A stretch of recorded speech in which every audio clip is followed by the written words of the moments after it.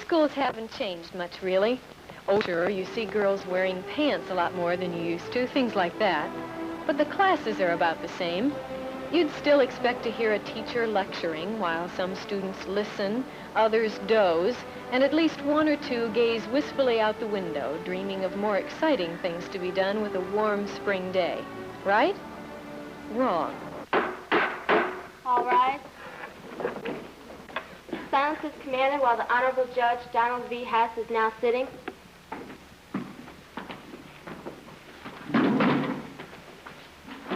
You may be seated. The next case on the docket is the State of Illinois versus Scott Barber and Ken Johnston. No, this isn't the senior class play. It's a project for the parliamentary and legal debate class of Arlington High School. And unlike the TV trials of Perry Mason or Petrocelli, there's no script for these proceedings, only the carefully prepared arguments of the prosecution and the defense. But there's plenty of drama involved, and it all began several days before in the school cafeteria. Friday, April 2nd, 12:48 p.m. Only a handful of people knew something unusual was planned for the lunch hour. The rest were soon to find out.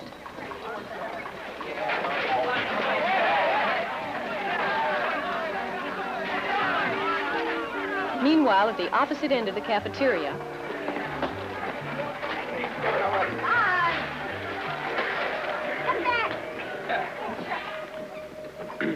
11 days later, the trial begins.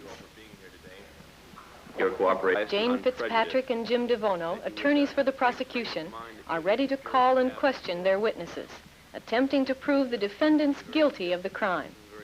These are the accused, Scott Barber and his alleged accomplice, Ken Johnston. Not make any decisions until you've heard all the facts of the case. Their attorneys, Chris Corday and Tom North, will attempt to show a lack of motive for the crime, and then question if positive identification can be made, since both criminals were wearing nylon masks. Of course, the main purpose of this trial isn't to determine the guilt or innocence of the defendants. The crime was staged in order to give the class practice in courtroom debate. But some of the students, like Laurie Schroeder, the bailiff, feel this will be good experience for a future career in law. Chris Corday has wanted to be a lawyer since the 7th grade, and her partner on the defense, Tom North, shares her ambition. Students in the class aren't limited to aspiring lawyers. Don Hess is interested in announcing and performing. His role here is to act as judge for the proceedings. But the real judge is the man sitting in the audience taking notes. Wayne Wagner is the instructor of the debate class, and he's the one who passes out grades at the end of the trial. But there seemed to be more going on here than just the desire for a good grade. Call it good old American competition, or personal pride, or a love of the dramatic, the result was the same. Everyone was taking this trial very seriously. No, the defendants were not in any real danger of imprisonment. And yet, if there had been a crime, this is basically the same process that would have been used.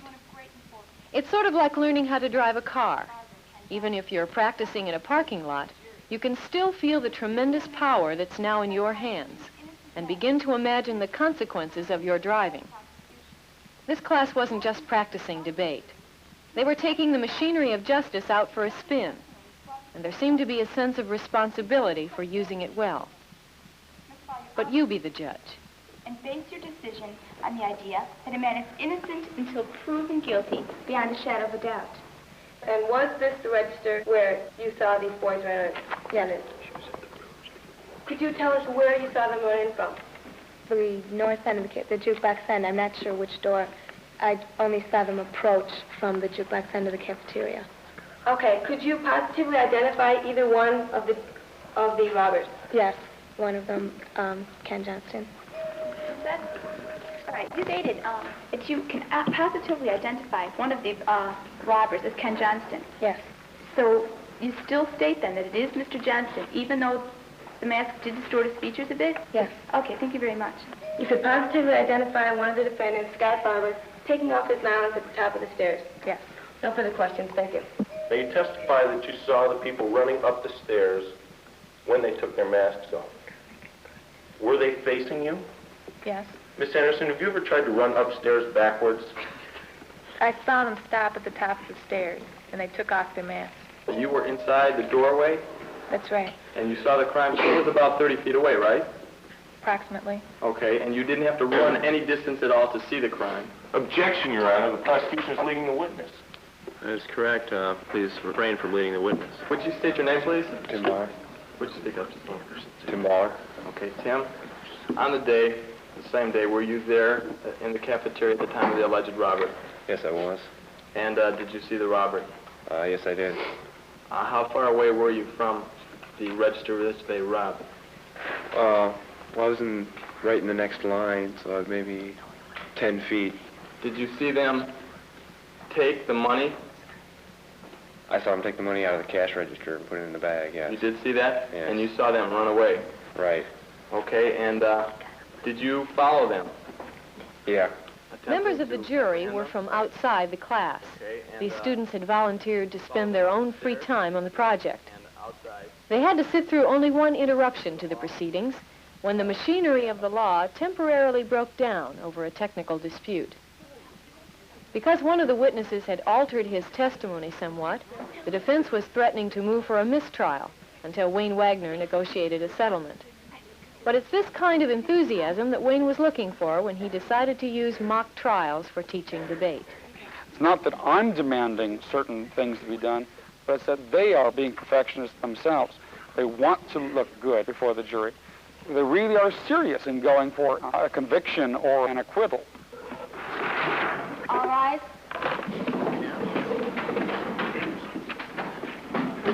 This court is now back in session. You may be seated. How many people come in and out of this doorway during a lunch period? Oh, Especially the beginning of a lunch period, between classes. Oh, quite a few. Why would it strike your attention that one particular person was in there for no more than 2 seconds yourself, you would say? Oh, I had been sitting there all day.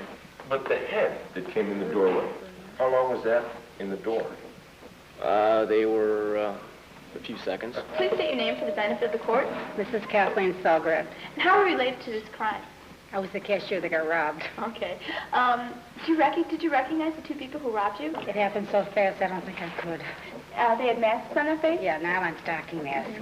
And did they intimidate you and did they shove you? Or I got push you? shoved. Okay. Were you really frightened by this? They came at me unprepared. Okay, so then you cannot identify the people who robbed you? No. Okay, thank you very much.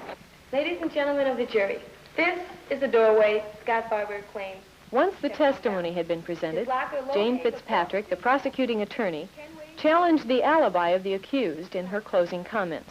Scott's in a hurry, right? He's got 5 minutes to catch the bus. He goes, come on, Ken, I gotta get a cookie. I'm hungry. Let's go down and get a cookie. So they come down this doorway and stop, testifying from Steve Hadley that he saw him peer around the corner. Why? Because Mark Barber, his brother, had a stage fight at the other end. But yet he claims he ran in here with Kent, runs past this register because the line's too long, can't get a cookie, and continues to run out this door. Members of the jury, I ask you, have you ever seen anyone wearing a nylon mask? In his final remarks, defense attorney Tom North once again questioned if positive identification could be made. It distorts the features of the face and makes identification difficult. Yet the prosecution has used all their witnesses to identify these people. After the testimony was completed and the arguments heard, the fate of the defendants lay in the hands of the jury. Will the bailiff please read the verdict? We, the jury, find the defendant, Ken Johnston, not guilty. The verdict came as no surprise to Scott. We, the jury, find the defendant, Scott Barber, guilty. Not only did he enact the crime, he wrote and directed it. The fight had been staged to draw attention away from the crime. Scott had enlisted the help of his brother Mark and a friend, Kurt Bailey. But without divulging his identity and that of his partner, Ken Johnston, Scott also had to inform certain other people involved in the crime. We had to tell the cafeteria lady. She was told that something was going to happen because, we didn't want her to have a heart attack or anything. I had to have Tim Baller, the guy who caught us, to really chase us. I said, listen, Tim, there's going to be something happening. I want you to stand here at such and such a time. When this thing happens, give him a little time and chase him. And chase him till you catch him. I didn't tell him who. Since witnesses had been planted, there was plenty of testimony to base the trial on. But Scott recalled some of his own reactions while on the witness stand. I had a lie on the stand, and I was just confusing myself. It's pretty bad when you're lying, because, you know, one lie, you have to tell another lie, and then you forget what you told the first time. The thing that really got me is the day the school cop came to arrest me. Comes up, "You Scott Barber?" "Yes, sir." "You're under arrest." Wow, I don't ever want to be in that position. It's just scary. It really is. No one came out a loser in this trial. The defense did get a surprise not guilty verdict for Ken Johnston, who obviously took part in the robbery. On the other hand, the conviction of Scott was a victory for the prosecution. And in some ways, that split verdict may have been the most important lesson of all. This country's system of justice may not always work to perfection, but without each individual's right and responsibility to think and speak freely, it wouldn't work at all.